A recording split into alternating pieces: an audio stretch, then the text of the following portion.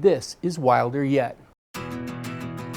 My guest today is Vic Nappe, tech guru, filmmaker, and podcast host.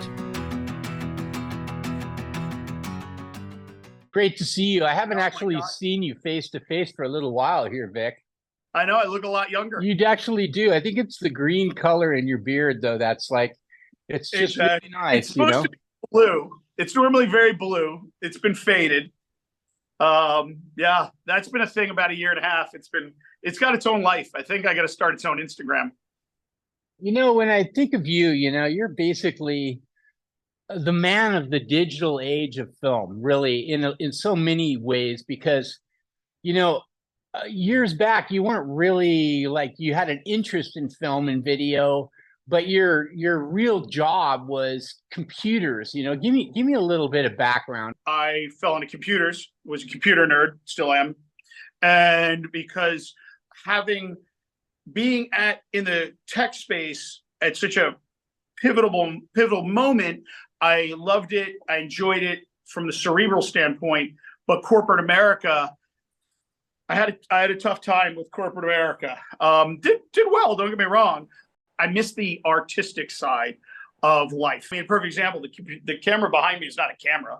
It's a computer. It shoots raw data. To this generation, we have iPhones, we've gone digital, we've gone streaming, we've moved away from tape. So much has changed. And now in the past 3-4 years, we've gone from streaming to social. It's removed a lot of middle layer, right? But I feel blessed to have such a strong computer tech background. I try not to let on, but I understand it a little too well. But you have had an interesting influence on the film and digital technology industry because you were back at the very earliest days, really, with Apple Computer and Steve Jobs. Tell us a little bit about those days. It was, wow. So I remember being in a meeting with a huge company at Apple, and they had a conversation about, and this is kind of what we're talking about. I won't mention the company, but I will mention they were making hundreds of millions of dollar investment on MP3 players. They also had a music division, and they refused to say that MP3 was going to be the standard. So they had a music division that said, we're going to be using MP3 because that's what's going on in their hardware division, that they just spent hundreds of millions of dollars making these things that are MP3 players. And the artist side was saying, no, we're not. So when you're watching that happen in a company, you go, okay, we're at an inflection point. And being privy to seeing that, and that's kind of how my payments company started, was I came up with the idea for using digital microcurrency, they called it back then, and micropayments and all that. And really the interesting thing was I saw the need for a payment gateway other than the traditional Blockbuster at that time or CDs. And that was on the music. And I knew right behind it would be the video and movies and that and alike. I obviously didn't know enough to buy a lot of Netflix stock, but no, anyway. But I saw it with Apple. We were deeply invested in QuickTime. Was working with a QuickTime team with some streaming projects. Wound up doing some really unique stuff with the merging on-demand music, so you could pick different songs and put it onto a CD that was mailed to you. I know this is bad, but you could burn your own CD with your own albums, and people lost their mind on that because of licensing. But so I've had some very cool experiences that still serve me to this day, where sometimes it's been a benefit to have that experience to know where maybe the future of the industry is going. And it appears to me that you probably were in some very interesting discussions, because really a lot of the digital distribution came from your group, you guys and what you were doing there. And I know that you were with Apple until Steve left, and you went to Next with Steve and ended up coming back, if I remember right. Is that true? So, yeah. So I actually, it's funny. God, you really take me way back. So early days of New York, my buddy started the first ISP in New York, which, I guess we're so many years down the road now, I can say it, but it was all called the Legion of Doom. First ISP, this is back in the early 90s, and they were using all the Next machines, and we were doing a lot of really crazy stuff. And so I was very involved with them, helping them do some really big projects with Bill Gross and some of the early tech guys, Calcanis and everybody. And it was a very small community. And then I worked a lot with that Next. And then when Apple bought Next, they asked me to join at that same time to essentially become director of e-commerce. So I was the director of e-commerce for Apple, and watching all of this unique kind of, I think we called it, I'm going to probably get tons of hate, but we called it the reverse hostile takeover. And there were shirts where it was like Apple needed a brain and Next needed a body. And when we got together, that was the return of Steve Jobs at Apple. And so I got put on some very unique projects, and seeing all this development. I mean, that's when we built the Apple Store. I was very involved, like a lot of changing the distribution model, whether it was streaming, whether it was music, just a lot of that. So yeah, I had like a million memories. So wow. Thanks. Every time I see my girlfriend's, she's got an iWatch, every time I see that, I remember that you had something to do with code writing for the original that ended up becoming, the watch as well, right? Well, what's really crazy is, the boss is awake. What's really crazy, and this one, a lot of people don't know, is if you like open up your iPhone, that's the revolutionary technology. This will blow a lot of people away. And you get into the coding environment, it actually, a lot of the stuff says NS. And people don't know why they're writing NS in code and all that. It stands for Next Step, which was Next Computer. Next Step, our operating system was Next. And that operating started, I want to say that was in 82 by Tim. And wait, I'd rather let people Google it. But so here we are in 2024, and we're revolutionary with 40-year-old technology. Yeah, anyway, it's amazing. Story for another day. Yeah, so all these great Macs and everything that's still running, honestly, 90% of under the hood. I mean, obviously, it's been updated and all that. And now they're building their own chips, and they're the biggest company on the planet. But the core fundamentals are still built on that incredible stack. But for you, you had, such a creative side. And I know that among many other things you were doing in filming and capturing, you spent a lot of time with the open ocean racers, the big, powerful boats out there. As far as I know, I think you have an archive that's like 25 years deep of like amazing open ocean racing. Isn't that true? It's, wow, Doug, it's scary we've known each other for a minute. Yes, I actually put the first race back on TV years ago, filming it. And yeah, I've been around the race boat, offshore go fast boats, as a lot of people call them, or cigarette boats, which is actually a brand, cigarette, but the people identify that, or people mess it up and call it cigars. But yes, they're cigarettes a brand, but we call them offshore race boats, or a lot of people call them go fast boats. So the reason I mentioned that is, yes, I've driven them, I've filmed them, a lot of time hanging out of helicopters, chasing them and filming them, and doing all that great stuff. So moral to the story is, hang on one sec, sorry.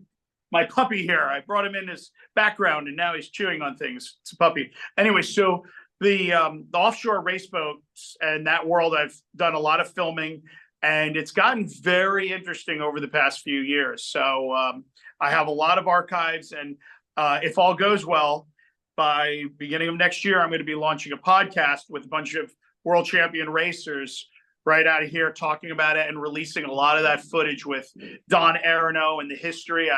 I'm one of the very few people that his son allowed interview him, to interview the son and go through his dad's archives. So I have some very, very unique footage that I'll be calling up my dear buddy, Doug Stanley, going, hey, what should we do with this, Doug? Well, we've talked a little bit about it, and I hope we continue to talk about it because, me, I like to go into these worlds. A lot of my worlds have been the worlds of the working man, and yeah. You and I, on our first shoot, well, I guess it was our second shoot together, wasn't it? Our second shoot together, we went to the tip of South America into an inland fjord called Kirke Canal. And we were there specifically to film the raising of a 300-foot ship that had half sunk in the ocean. It was a ferry boat. It had cars on it. It had semi trucks full of cattle on it. The boat ended up hitting rocks going through this impossibly narrow, like river channel with this current. And then he knew he was going to sink. So he drove the boat close to shore, got all the cattle off the boats, got people on shore before the boat went down. I remember being there with you when I first arrived, and we began to explore some of the low light capabilities of the modern camera. And for the first time ever, we were shooting down the fjord at these mountains, and it was like inky black. Yes. It was black.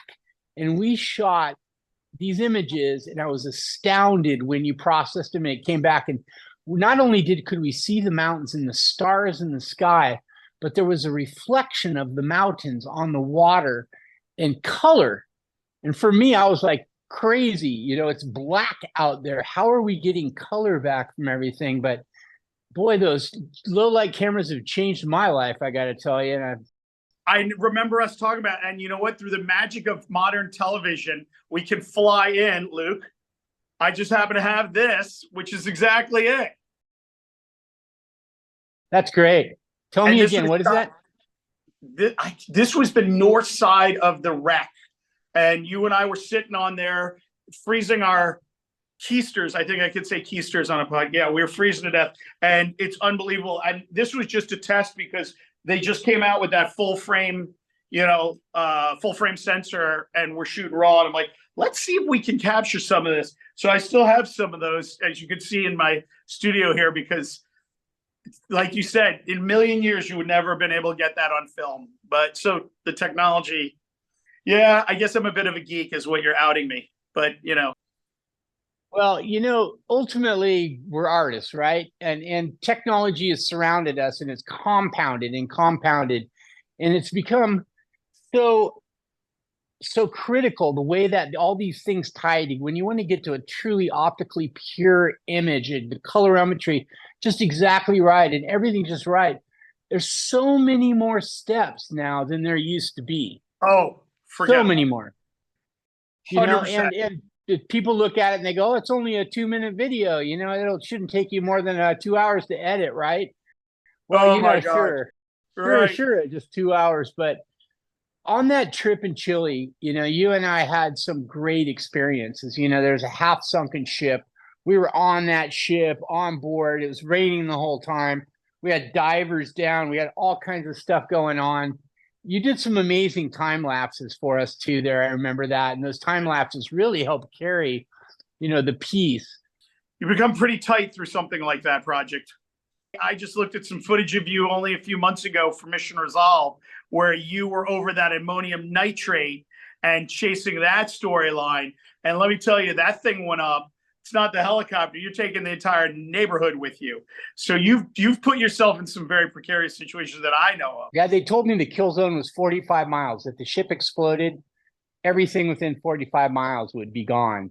Mission Resolve was an amazing show for me. I went all over the place for them and had so many amazing moments. And, who gets the opportunity to chase real-time shipwrecks, ships on fire around the globe, and always running to get there in time? It was, wow, amazing. Well, it's funny, and I think you need a skill set, and I'm not sure exactly the audience, but there's something to be said for that, for guys like us who are a little maybe off. But what I mean by that is, you got to get the shot. I could give you all the rigs and the setup, and we can make sure we film it. And that's great when you have the time. But if you don't have the skill set to be able to, pull it, actually, I'm going to quote you. The best camera you have, or the best camera is the one you have on you. And I remember us talking about that. It doesn't matter, because we were going through the GoPro thing and a lot, and you learn that you got to capture that. You get the one shot.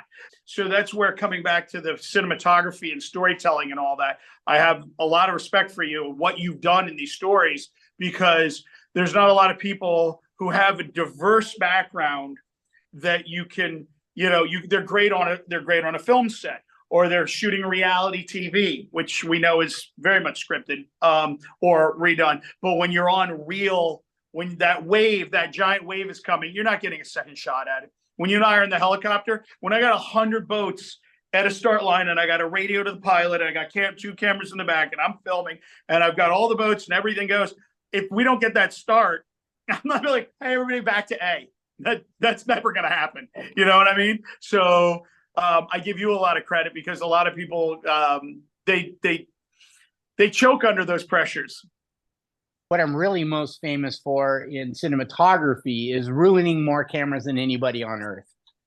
At the time where I was, as a director of photography responsible for that team, and I was killing at least 35 cameras a year. When I received my first Emmy, I didn't write any kind of a speech, right? I was sitting there in the audience, and I had been nominated a couple of years earlier, twice, and I didn't win. So I'd gone to the Emmys, I'm sitting there, and I hadn't won.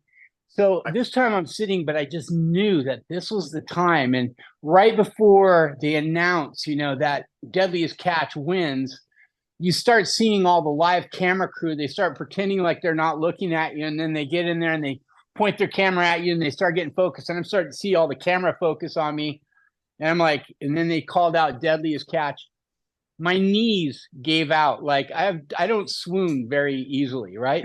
But at that moment, I had no speech. I had nothing. I'm gonna go up on this stage, and it's like it's getting caught. It's like your hand in the cookie jar or something. Like, how could I have not written a speech, right? And I step up. My crew steps up. We're all excited. We're walking to the stage. Bryan Cranston from Breaking Bad. Yeah. Hands me my Emmy as I come up on stage.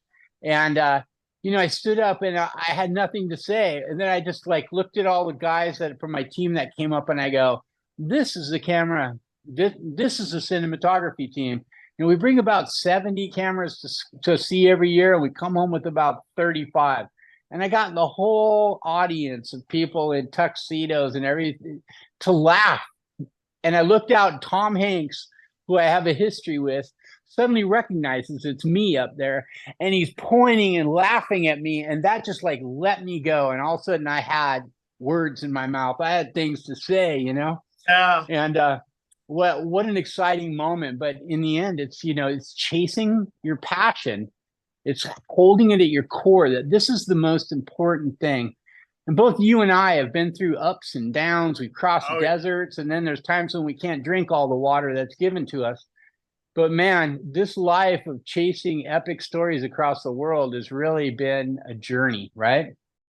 And you are, and I say this even, besides being a friend, I say this as a professional. You have such a gift and a talent because you like you just said, you understand the technology, you understand the cinematography, but at the end of the day, and I say this about everything, that's all great but if you don't have a story, if you can't tell the narrative of somebody, because you'll meet people who may not, their story's incredible. Perfect example, Joe Farrell, this man who's accomplished everything in the oceans, which we know, and he's so humble. So being able to get somebody like that to really embrace and tell their story there's a art and a skill to that you may, if that's what I think makes someone like yourself so powerful, because you have you have the ability to see the story and see the end of it, knowing the edit, knowing the cinematography, and knowing that blowing up 35 cameras means nothing in the big picture